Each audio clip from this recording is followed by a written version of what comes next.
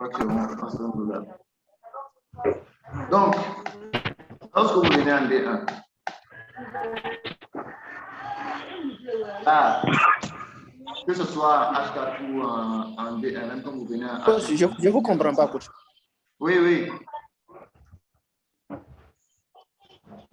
Coach, comme vous avez dit qu'on doit se baser sur le prix du marché là, en quel terme au moins? Je ne vous comprends pas. Non, vous utilisez beaucoup plus, il faut beaucoup plus, comment on appelle, donner beaucoup plus de prix, comment on appelle, analyse que vous faites sur le graphique, c'est-à-dire sans indicateur comme ça. Oui. Voilà. C'est bon? Oui, oui. Voilà. Donc là, quand vous venez en D1, que ce soit en D1 ou en H4, H4, comme vous voyez qu'on est dans une tendance baissière depuis un bon moment. C'est bon? Oui, oui. Voilà. Maintenant, quand vous venez en D1, là, vous voyez qu'on est dans un false move de D1 qui sont là sur le groupe. On est dans un false move de D1. En plus, lorsque vous regardez le TDI au niveau de D1, on est dans une situation de oversell. C'est bien ça?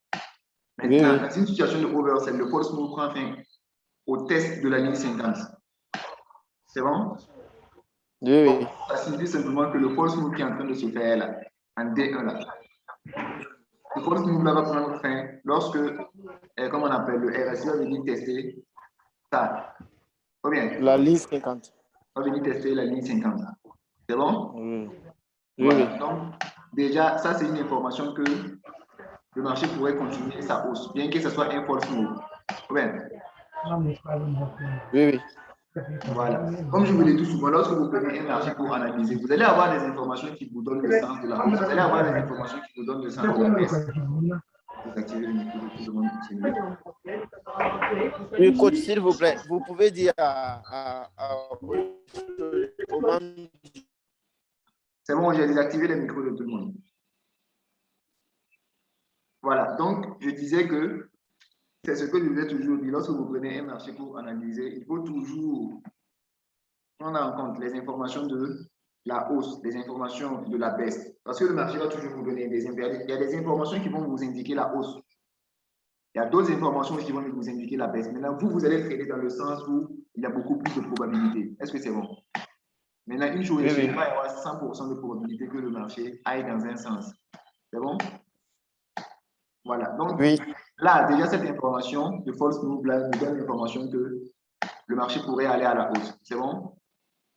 Lorsque vous venez en H4, là, vous avez un dernier order block ici qui a été brisé et retesté. C'est bon?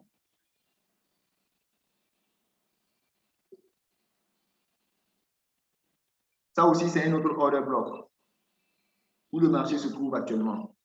Si on doit se baser sur cet order block, le marché pourrait le tester et chuter. Maintenant, donc comme je vous l'ai dit, vous voyez qu'il y a des éléments qui nous indiquent la baisse et il y a des éléments qui nous indiquent la hausse. Voilà. Donc, là, si vous regardez au niveau du TDI, qu'est-ce que vous remarquez? Déjà, premier élément que vous remarquez là.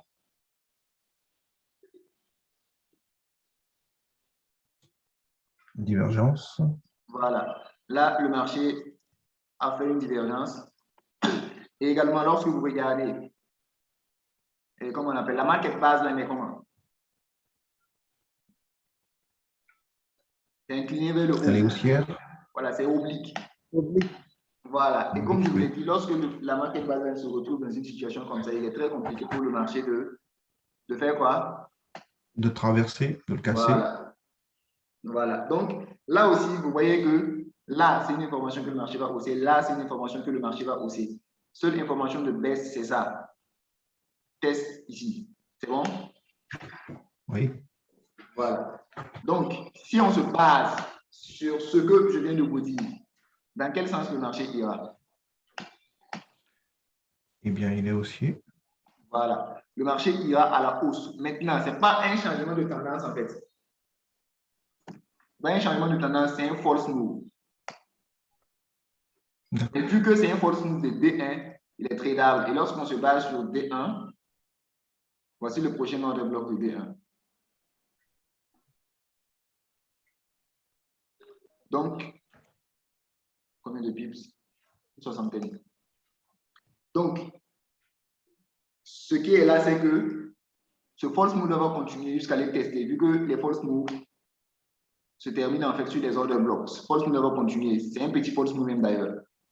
Maximum 70 pips. Donc, il va continuer pour aller tester celui-là avant de continuer, avant de revenir à la baisse. Est-ce que c'est bon? Oui. Donc là, c'est comme si on avait un premier mouvement de hausse, une correction. On va aller avec ça. Et si vous remarquez, voici ici ce que ça donne. Donc, l'ordre bloc que j'ai tracé en D1, là, voici sa correspondance ici. Donc voilà. Donc l'analyse est que le marché va venir faire ça. Finir le false move de D1 et puis continuer à la baisse. C'est bon? OK. C'est-à-dire que vous avez la possibilité de prendre cette hausse-là. Et maintenant, lorsque le marché va arriver ici, on va maintenant expecter des positions de baisse. Est-ce que c'est bon pour tout le monde? Oui. Oui, oui. Voilà. Maintenant, j'ai une question. Yeah. Voilà, en D1 ou en H4 là-haut, donc il faut impérativement mettre l'accent sur le TDI. Mettre l'accent sur le TDI, c'est moi qui ai dit ça. Non, non, c'est une question quoi. Vous prenez en compte tout en fait. D'accord, Prenez d'accord, en compte d'accord. tout. Voilà. D'accord, merci. C'est bon? Donc maintenant, en H1, c'est côté ADL là qu'on doit voir. En quoi? En H1. ADR, on n'utilise pas ADR pour analyser. ADR, c'est pour des confirmations. Test de l'ADR, ça peut, comment on appelle, vous servir de confirmation. C'est-à-dire pour dire que voilà, c'est là pile le bon moment pour entrer en position. C'est bon? Ok, d'accord. Voilà. Merci. Ok, ça marche. Voilà, maintenant, Hmm. voilà, dans une situation de oversell, Yeah. voilà, quand le RSI teste, comment on appelle, La ligne 50. voilà, le MBL, c'est la fin d'un false move, non? Situation de oversell, vous ne prenez pas en compte MBL. D'accord, d'accord. À moins qu'il soit vraiment incliné en fait. Okay. Donc, il faut prendre en compte le RSI et la ligne Ligne 50. 50. Hmm. Ok, d'accord. Merci. Ok, donc si vous avez d'autres questions, que ce soit côté psychologie, que ce soit côté stratégie, on va répondre à toutes ces questions avant de se dire au revoir.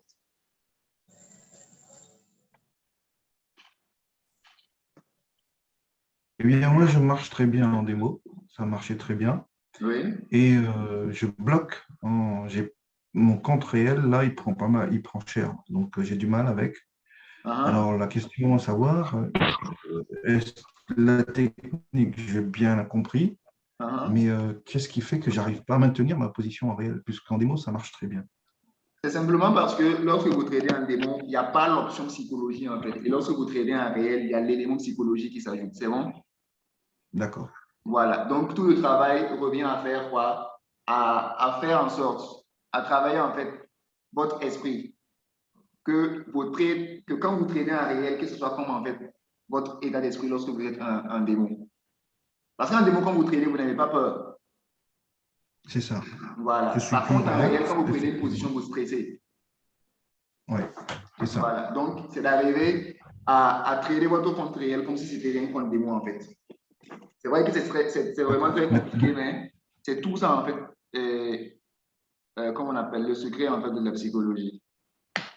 Je sais que c'est le cas pour beaucoup d'entre vous. Je sais que pour tout le monde d'ailleurs, vous vous en sortez très bien en démo, mais lorsque vous prenez un compte réel, vous paniquez, vous prenez plusieurs positions à la fois, vous coupez, vous entrez, vous sortez, vous doutez, tout ça. Bon, à la fin, vous sortez en perte. Souvent, vous entrez en buy, donc vous êtes là, vous doutez, vous coupez la position de buy, vous prenez une position en sell, le stop loss, le marché se dirige, votre stop loss, vous enlevez votre stop loss, tout ça. C'est tout à fait normal, c'est des difficultés, c'est des, comment on appelle? Tout le monde est passé par là. Voilà, ça signifie simplement que votre problème, ce n'est pas un problème technique en fait. C'est-à-dire que côté, comment on appelle, stratégie, côté élément technique, vous êtes bon. Maintenant, le seul élément dont vous avez besoin pour vous en sortir, c'est la psychologie. Et une fois que côté psychologie, c'est calé, si vous avez un bon money management, c'est fini, vous êtes rentable. D'accord. Mais c'est un Écoutez, travail je vais qui doit mettre se faire. plus de... C'est surtout la discipline, c'est surtout la discipline. D'accord. Je vais mettre plus de légèreté et moins de... D'accord. Plus de légèreté et peut-être un peu moins enfin, de sévérité, j'allais dire, de force, mais plus de légèreté en me basant sur la technique. Je n'ai pas bien compris.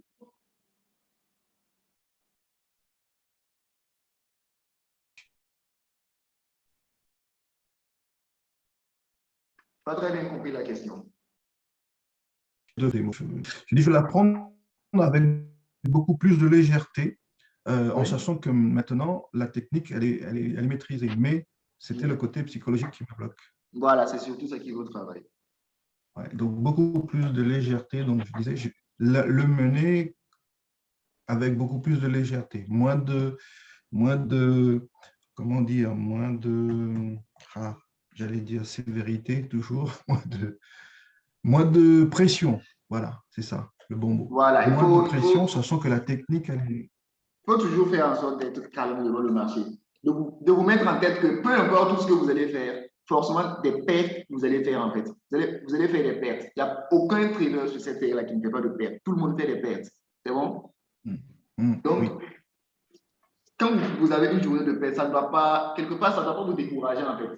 Parce que ça fait partie du métier. Tout le monde perd. Tout le monde fait des analyses et puis ça lose. Est-ce que vous voyez? Donc, une fois que vous avez ça en tête, quand vous prenez une position, vous n'avez plus peur. Tout ce dont vous avez besoin, c'est la discipline, d'appliquer exactement ce qu'on vous a demandé seulement. Placez vos stop loss, votre profitez et vous restez tranquille. Oui, merci. Merci beaucoup. Voilà. Ok, c'est bon pour moi. Ça marche. Merci. Autre question? Coach parle de laisser tranquille, hein? Il y a quoi?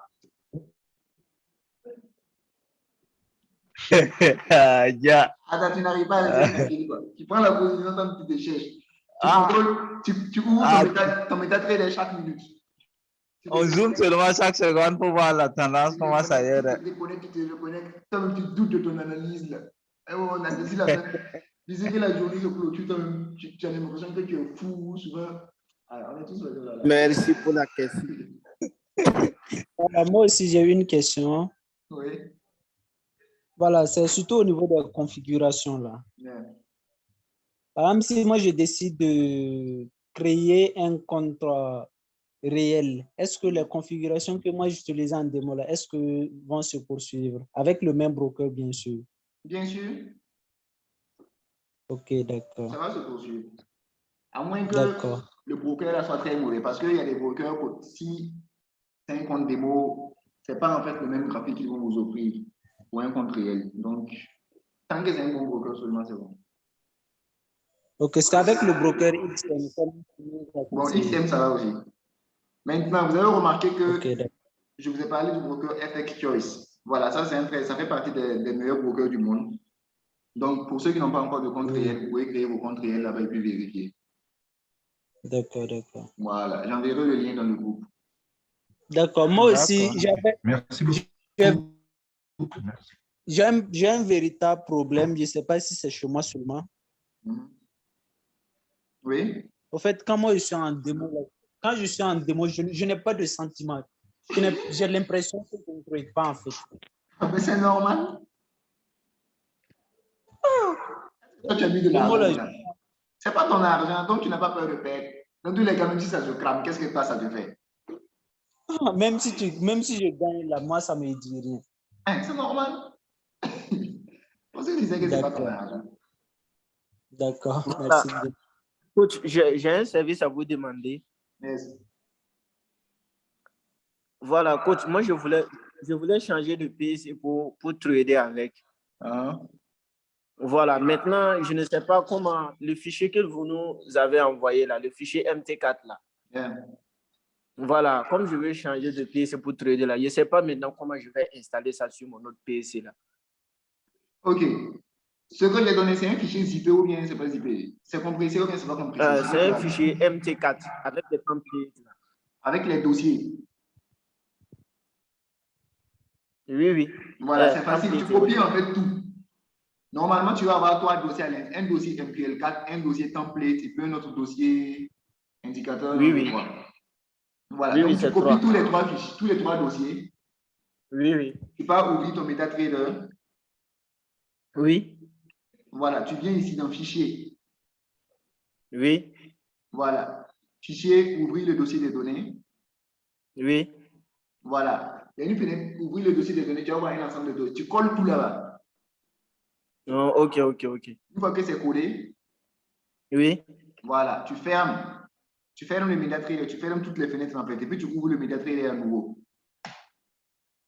Je ferme tout et puis je remets mes codes et mes identifiants, quoi. Non, tu fermes le MetaTrader. Non, tu fermes seulement la fenêtre. Tu viens cliquer sur la croix ici. Ok. Voilà, et puis tu cliques encore sur l'application.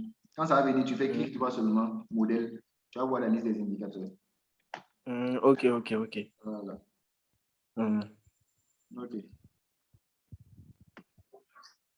D'accord, donc peut-être qu'on a le même souci. Maintenant, est-ce que les indicateurs, là, est-ce que le TDI, les éléments du TDI là, vont s'afficher? Oui, ça va s'afficher. Donc, on n'a plus besoin de configuration comme on le faisait avec les téléphones. Il faut mettre ça. RSI, tout cela, ça c'est pour configurer le TDI sur téléphone. Sur ordinateur, tout est déjà OK. Lorsque vous installez la plateforme. Ok, mais le fichier que tu m'as envoyé là, c'est un fichier zip. Hein? Le fichier que tu m'as envoyé sur Telegram là, c'est un fichier zip. Je ne sais pas s'il faut dézipper. Bien sûr, il faut dézipper. D'accord. Oui. Ok, d'accord. Coach, j'ai vraiment un problème psychologique là. Ouais. Tout le monde a un problème psychologique. Coach, vraiment, ça là, c'est pas facile. Hein. Au début, là, moi, je laissais. Quand ça veut venir tester mon Tech Profil là, souvent, ça manque 0,12 seulement. J'attends juste que ça touche pour que je sois content. Et puis, ça commence à baisser encore, ça devient jusqu'en moins. Maintenant, ça là même là, depuis lors là, maintenant je regarde, quand ça approche maintenant là, moi je ne veux même pas laisser, puis ça va atteindre mon Tech Profil là. J'ai envie de couper. C'est normal. C'est pas facile. Hein. Mais vous vous attendez à quoi? Est-ce que c'est facile? Coach, parce que imagine, ça s'approche de ton Tech Profil, tu es là, tu es concentré, tu attends pour que ça tape ton Tech Profil pour que tu puisses te réjouir. Et puis les gars, ils commencent à baisser en même temps. Jusqu'à venir en moins même. C'est comme ça. Tout le monde donc depuis là, maintenant, quand ça approche maintenant là, moi j'essaie de couper en même temps. Souvent tu places ton Tech Profit et le marché vient, t'approche à quelques pips près et ça retourne. Tout le monde rencontre ça. Même moi, actuellement, je rencontre ces genres de problèmes-là. Mais comme je vous l'ai dit, vous n'arrêtez pas, vous laissez ça sur ces marchés. Vous pouvez trader sans comment on appelle, sans faire des pertes. Ok. Tout le monde fait des pertes, tout le monde. Ok. Coach, quand je prends une position, je suis toujours en moins, même si le marché coule avec des bougies vertes ou rouges. Sérieusement? Coach te dit c'est la commission du broker, le spread. Oui, mais le spread, c'est juste un peu seulement un petit mouvement. Vous serez en rouge. Lorsque le marché va évoluer loin, vous allez venir, comme on appelle, au bleu. Je vois, merci beaucoup. C'est le spread. Le meilleur broker, c'est pas le meilleur broker, c'est l'un des meilleurs brokers. Puisque, bon, on prend un broker comme ça, dit que c'est le meilleur broker. Chaque année, il y a, comme on appelle, il y a des nouvelles statistiques en fait qui sortent sur les brokers en fait. Maintenant, il y a des brokers qui sont toujours classés en fait parmi les meilleurs. Parmi ces brokers, vous avez FX Choice. Je vais vous envoyer le lien dans le groupe pour vous créer vos comptes.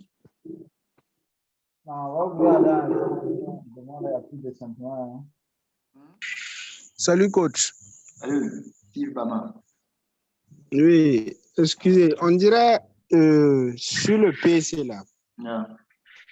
et le téléphone, on dirait au niveau du TDI là, on n'a pas le même nombre de, on appelle ça.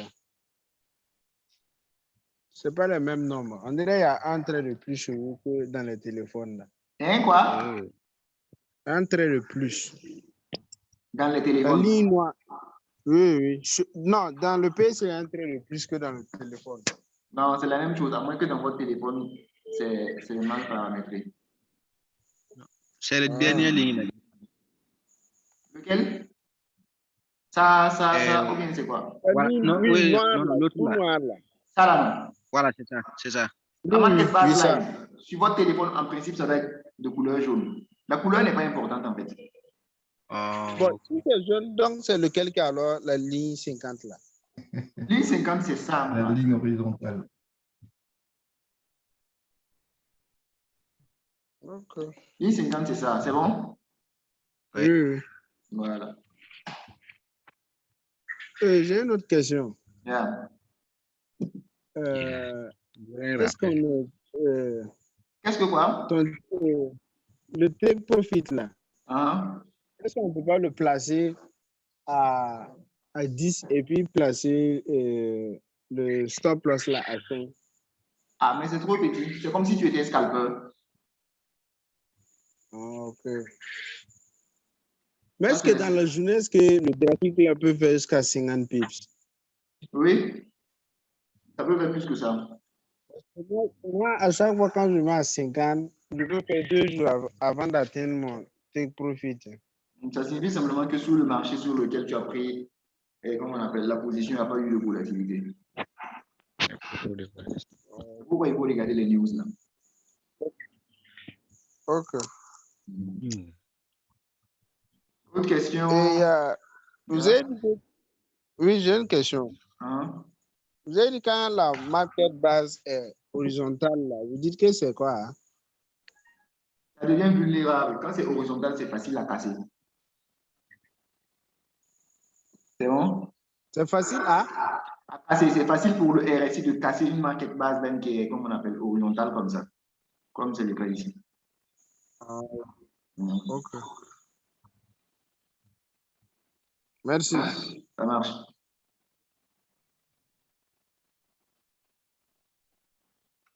Ok.